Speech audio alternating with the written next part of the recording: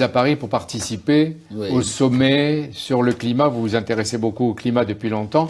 De quelle manière la Côte d'Ivoire ressent-elle le dérèglement du climat?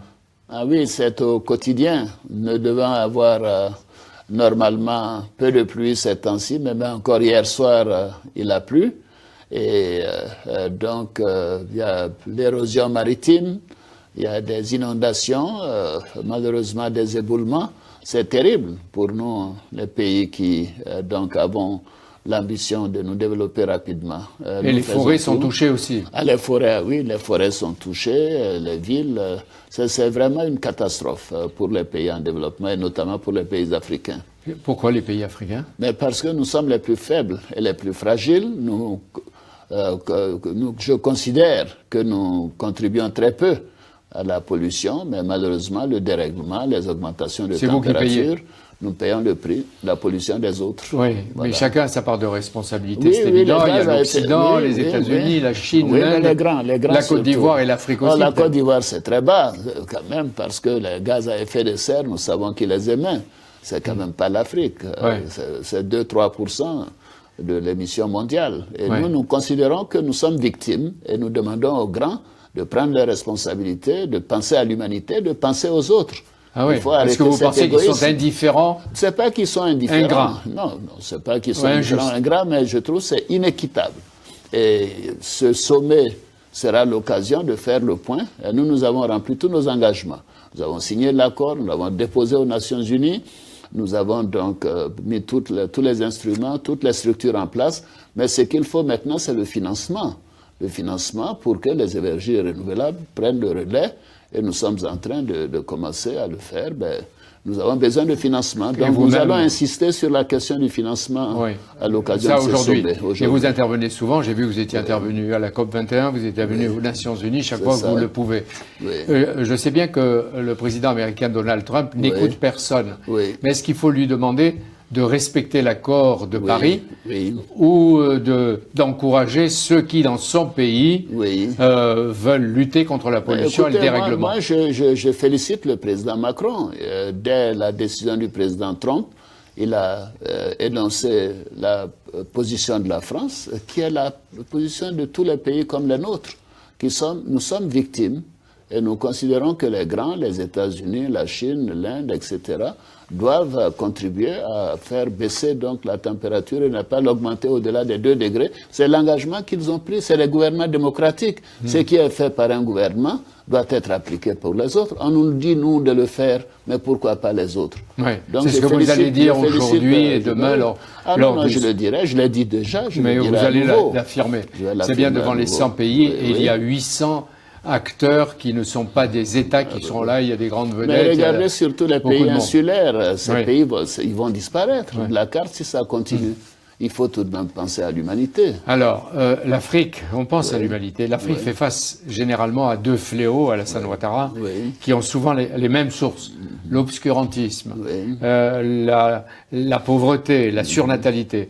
Et c'est le terrorisme qui est en train d'en profiter. Est-ce que vous ressentez cette menace terroriste vous-même pour votre pays? D'abord, je dois dire que toutes ces questions sont liées. C'est le manque d'éducation, l'obscurantisme, le problème de la pauvreté, c'est parce qu'il n'y a pas d'emploi pour les jeunes, ensuite l'insécurité, le terrorisme.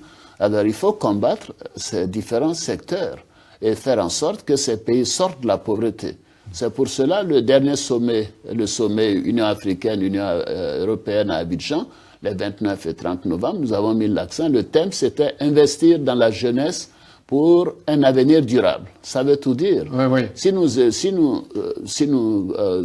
nous arrivons à investir dans la jeunesse pour que cette jeunesse soit éduquée, soit formée, ait des emplois, d'abord, évidemment, la pauvreté va baisser.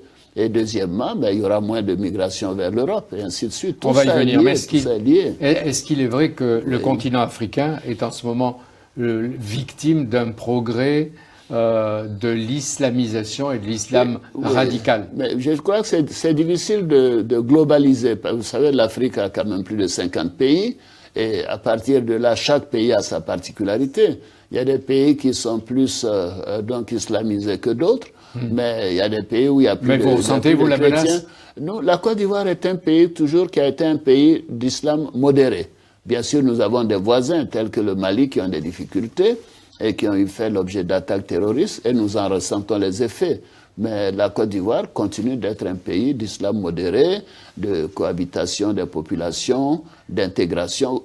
Je vais vous dire quelque chose que les gens oublient. La Côte d'Ivoire est l'un des rares pays en Afrique où nous avons le quart de la population est d'origine non ivoirienne. Sur les 24 millions d'Ivoiriens, 6 millions viennent des pays voisins.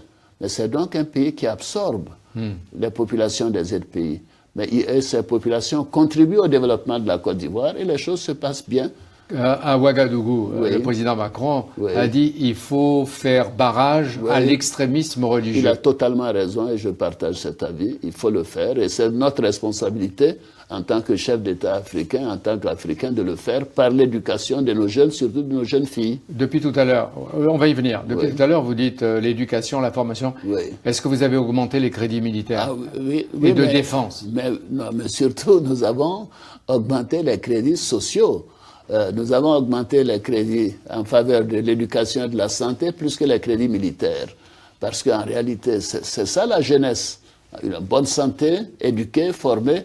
Ceci étant, depuis l'attentat de Grand Bassam en mars 2016, nous avons été obligés, bien sûr, d'investir de manière importante, mais d'un seul coup, sur les questions donc, de sécurité, de défense, de renseignement. Et je continue de considérer que la Côte d'Ivoire a fait le bon choix. J'ai dit il y a deux fléaux. Le deuxième fléau qui frappe la jeunesse, c'est précisément la migration. C'est ça. Et lors de sa visite, le président Macron a insisté sur des interventions militaires pour faire en sorte qu'on arrête ce qui est en train de se passer, qui est scandaleux en Libye, où des migrants sont traités comme des esclaves.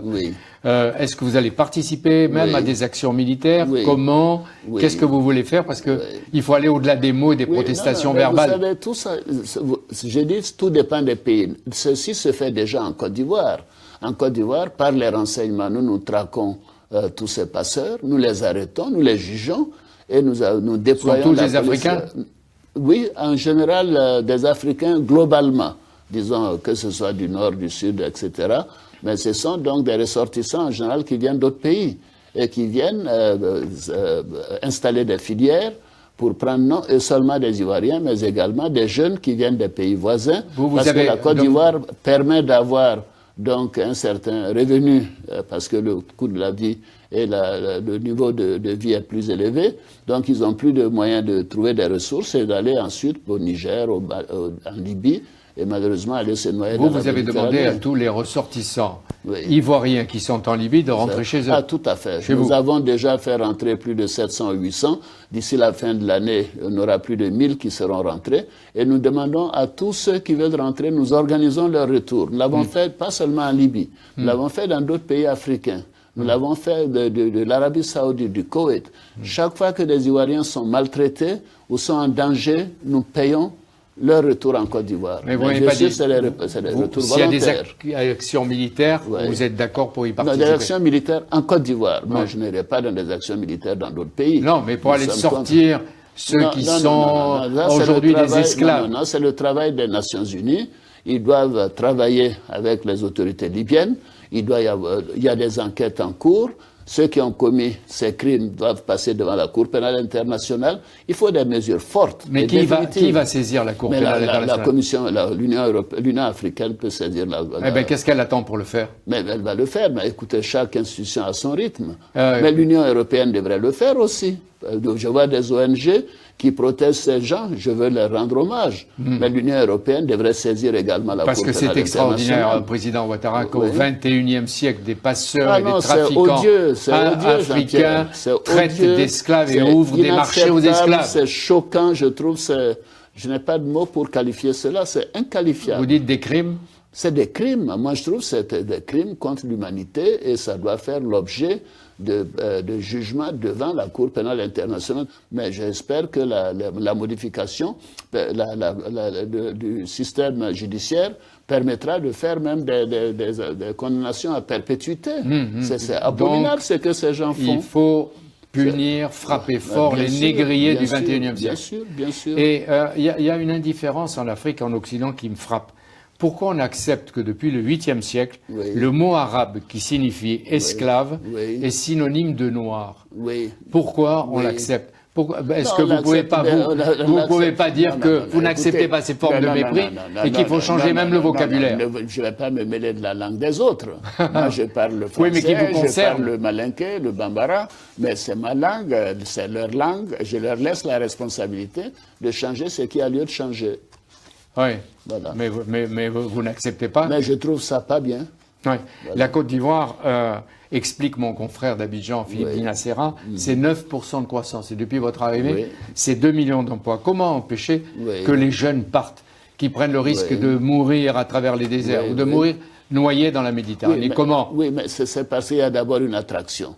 Parce qu'évidemment, nous sommes dans les nouvelles technologies, il y a toute cette image positive que les jeunes voient à la télévision. Ils pensent que tout le monde en Europe est milliardaire, etc. Nous faisons de la sensibilisation et de l'information sur la réalité pour dire qu'il y a des pauvres en Europe, en France, qui dorment dans les rues, qui meurent de froid, etc. Bon, mais donc il y a ce travail à faire. Et puis aussi il y a l'ignorance.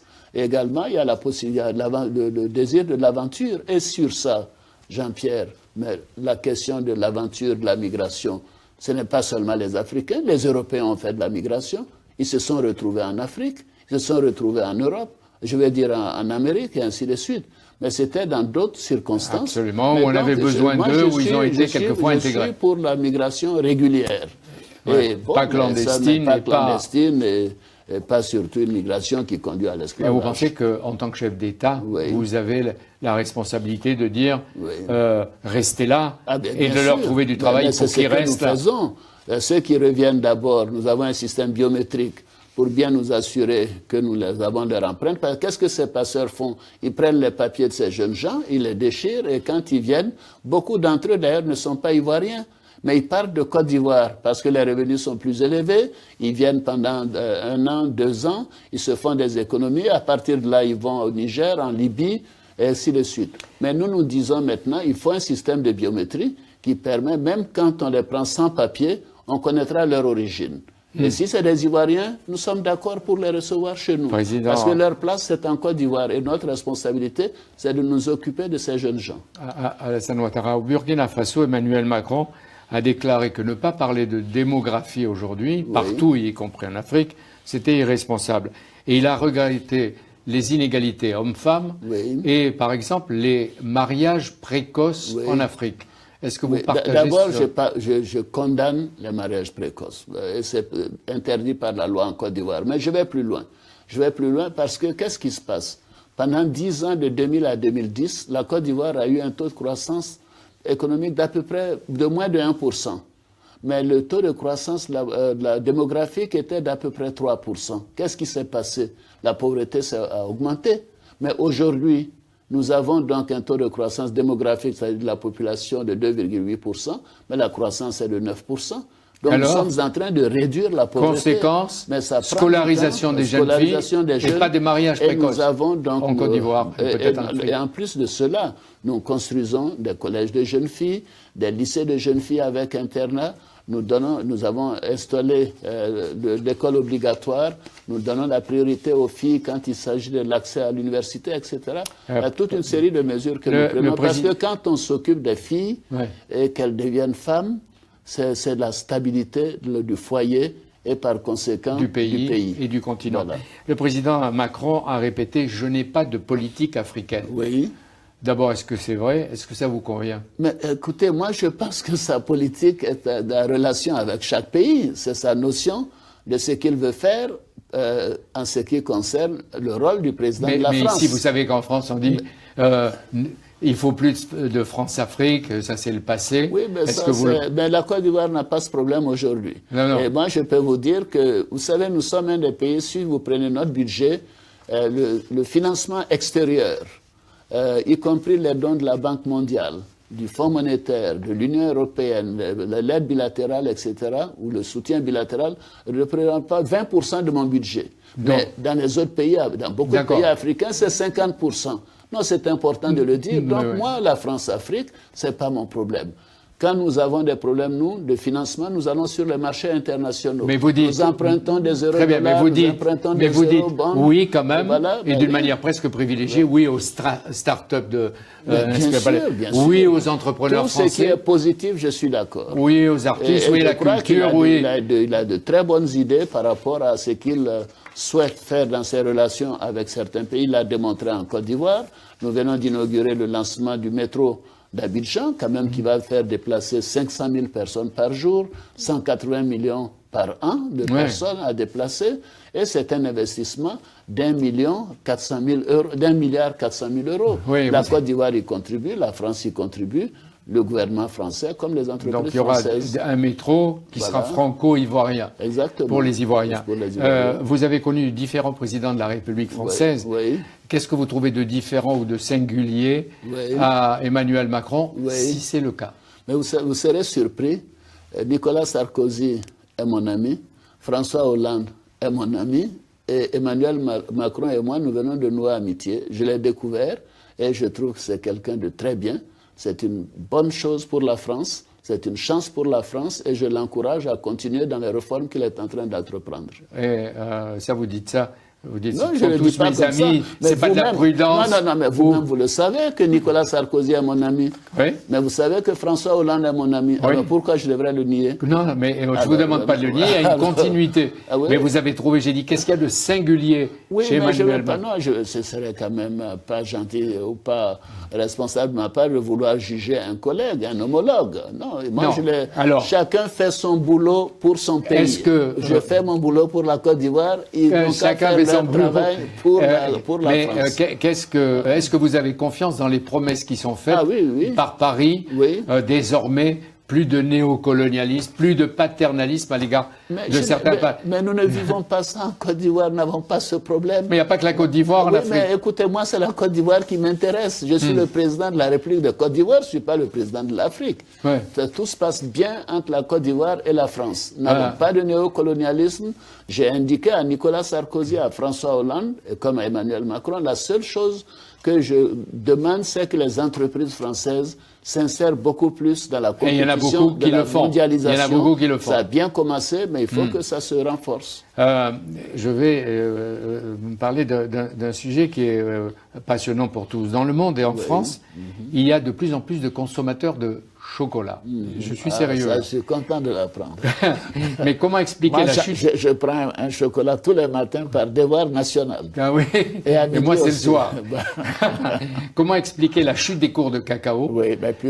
Alors que c'est la première source pour les agriculteurs et en même temps la première source de devises. Vous savez, c'est de la spéculation. Comme toutes les matières premières baissaient, le cacao continuait d'augmenter, les fonds spéculatifs se sont rués sur le cacao et les prix ont continué d'augmenter. Et à un moment donné, quand il y a eu retournement de tendance, les fonds spéculatifs ont basculé. Mais en plus de ça, la production a augmenté en Côte d'Ivoire, au Ghana, et ces deux pays produisent 60% de la production mondiale. La Côte d'Ivoire, elle seule, produit 2 millions de tonnes de cacao, c'est-à-dire 40% de la production mondiale. Vous exportez du cacao brut. Est-ce que vous n'allez pas le transformer et faire du chocolat ivoirien avec des entreprises françaises, des spécialistes? Nous le faisons déjà avec le groupe CEMOA et ça se passe très bien, mais les quantités sont très faibles. Ce que nous devons faire maintenant, c'est continuer d'augmenter donc la transformation, ne serait-ce qu'en pâte et en beurre de cacao, et ensuite faire du chocolat pour la Côte d'Ivoire, pour l'Afrique de l'Ouest,